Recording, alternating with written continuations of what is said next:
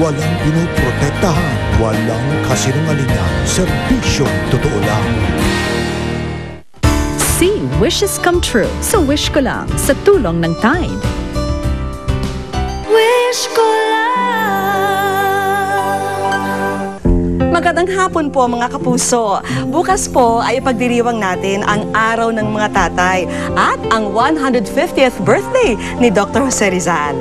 Sinabi ng ating pambansang bayani na ang kabataan ang pag-asa ng bayan. Pero ano nga ba ang magagawa nila kung sila'y gutom at mangmang? Nagaya raw ng mga kabataan sa San Vicente Elementary School. Habang si Perla, ang pagmamalupit daw ng kanyang magulang noon ang nagtulak sa kanya para lisanin ang kanilang tahanan. Pero ang pagtakas niya mula sa kamay na bakal ng ina ay nangahulugan din ng pagkakawalay sa ibang miyembro ng pamilya. Makabalik pa kaya siya sa bisig ng mga mahal sa buhay?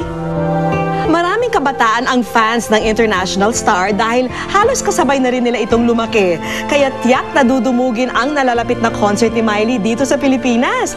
Makakasama kaya sina Maymay at Liza sa mga makakapanood ng espesyal na pagtatanghal? Maraming dahilan para tayo'y magdiwang dito sa Wish Ko Lang. Dear Wish Ko Lang, dalangin ko na mabigyan nyo ng pansin ang aking liham. Hindi po ito para sa akin, kundi para po sa aking nanay. Sabik na po kasi siyang makita ang kanyang mga kapatid na hindi na niya nakita mula nang siya'y maglayas. Mahigit 40 taon na ang nakararaan. Isa na marahil sa pinakamasaklap na danasin ng isang nilalang ay ang mawalay sa mga mahal sa buhay. Ang mapuno ng katanungan ang bawat araw na lumilipas. Ang malunod sa pangungulila na parabang wala ng bukas. Tulad na lamang ng dalawang ina na matapang na naglahat ng kanilang mga storya. Nabuhay sa magkaibang mundo.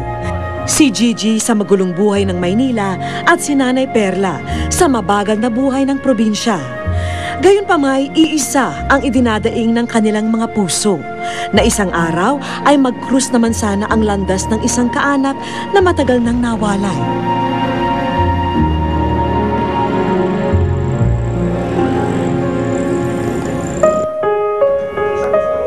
Sariwa pa sa alaala ni Nanay Perla ang taon kung kailan nilisan niya ang kanilang lugar sa Negros. Panganay sa 6 na magkakapatid, desididong-desidido raw noon si Nanay Perla na takasan ang mga magulang at talikuran ang mga nakababatang kapatid. Para sa kanya kasi, hindi niya raw naramdaman na may puwang siya sa kanilang tahanan. Kasi umalis ako, yung nanay ko, tatay ko, yung matapang lang. Tapos ako na lang ang umiwas. Natuwang si Nanay Perla ng ina sa kanilang munting karinderya noon. Ngunit sa kabila ng kanyang ipinapakitang sipag, nanatiling mabigat ang kamay ng ina ni Nanay Perla sa kanya kahit na raw sa maliit na pagkakamali. Ito raw ang nagtulak sa kanyang lumayas at hanapin ang katahimikan sa malayong lugar. Kasi yung tatay kong nanay ko, pag malupitan nila ako. Paano pong klaseng pagmamalupit? Panasaktan nila ako. Kung panganay sa 6 na magkakapatid si Nanay Perla, bunso naman sa 9 na magkakapatid si Gigi. Nagmula rin sa pobreng pamilya si Gigi, kaya naman sa murang edad, batak na agad ang katawan ng dalagita sa mga gawaing bahay. At bagamat buhay na sa syudad ang kinagisnan, sa Visayas nagmula ang kanyang pamilya. Kasi si mama lang yung mag-isa eh. Tapos puro lalaki pa sinundan ko. Kaya lahat barako. Sa pamamasukan bilang isang kasambahay, binuhay ni Nanay Perla ang sarili sa kanyang paglapag sa Maynila. At tila iginuhit na rin ng tadhana na dito niya rin matatagpuan ang taong bibihag ng kanyang puso, si Tatay Roberto. Sa bayan ng kanyang asawa sa San Simon, Pampanga na nagtaguyod ng pamilya sina Nanay Perla. 6 ang naging anak ng mag-asawa na magkatulong na pinag-aral ni Tatay Roberto at Nanay Perla. Dahil na rin sa sipag ng mag-asawa, napagtapos nila ang 6 nilang anak sa kolehiyo. Makipaglabada ako para lang makapasok ng mga anak.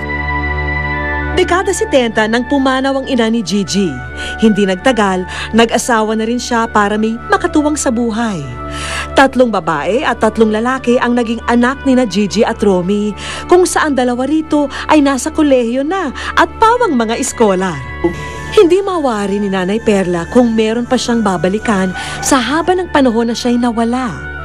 Pero kung may nais daw siyang mangyari bago pa man siya mawala sa mundo, ito ay ang itama ang malaking pagkakamaling nagawa niya sa kanyang pamilya. Siyempre, masakit din sa kalooban ko, pero nginipin, gusto ko ping makita ko sila.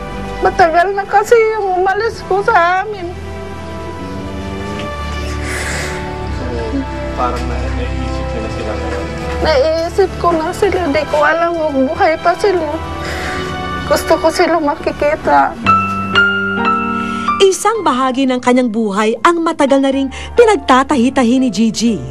Bago kasi pumanaw ang ina, naikwento nito kay Gigi na bago pa man siya isilang, isang kapatid pa sana ang dapat niyang nakagisnan. Maging ang mga kapatid sa probinsya ay nabanggit na sa kanya ang tungkol sa kanilang manang o ate. Pero naglaho na lamang daw ito isang araw at hindi na bumalik pa. Hindi ko siya talaga ma-describe kasi hindi ko siya pa nakita talaga eh. Pero kung pagbabasihan ko si mama, parang kay mama ang mama ang may kasalanan. Kasi si mama mahilig manigaw eh. Pero papaano nga ba naman bubuhayin nito ang interes ni Gigi kung kahit anino ng nasabing ate ay hindi niya naanina? Gusto kong makita lahat. Lahat sila. Pati mga anak nila gusto kong makita. Kala ko nga tinawag niyo ako, kala ko may naghanap sa amin eh. 2 magkaibang nilalang. Salungat ang laman ng kwento ng kanya-kanyang nakaraan. Papaano nila tatanggapin ang isang katotohanang nagmula sila sa isang sinapupunan? Wish ko lang. Sa aming pagbabalik,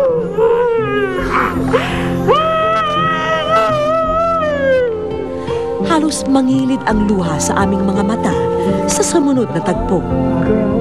Sinampirla na? Sinampirla. At mamaya, pagkakataon na ng mga diehard fan ni Miley Cyrus na makahalubilo ang kanilang pinakaabangang idolo. Ngayong Sabado,